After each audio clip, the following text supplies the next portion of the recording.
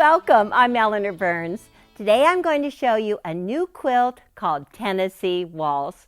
Well, I can't say that name without my mind just bursting into song. I remember the night and the Tennessee Waltz. Well, you remember that a loved one was stolen away by an old friend. They happened to see the night they were dancing. Well, your heart will be stolen away with this easy traditional pattern and with no curved piecing. Sue Bouchard made this beautiful queen-size quilt in 1880 reproduction fabrics with just 2 easy blocks. Well, the first block, the star block, is the most dominant with bright red star points.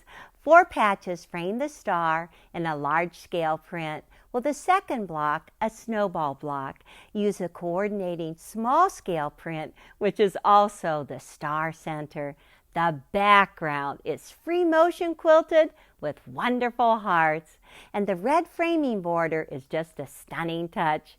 To use up leftover strips from the 4 patches, you can make a piece border to frame the top, and the large scale print is just beautiful in the outside border. Well, this country French quilt is a long way from Tennessee, but nonetheless charming. I just love the traditional blue. I like the scrappy quilt so much that I'm going to make another scrappy Tennessee Waltz. This is the block. We're going to start with the 4 patch.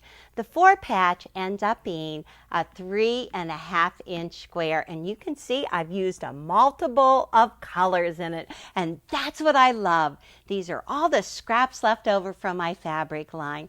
Now they are 2-inch strips. They start out 2-inch strips, so when you're doing a plant, you start out with whole strips and you cut them in half on the fold, each one of them, so that you have a nice long strip, but not too long to manage on your cutting mat or on your pressing mat.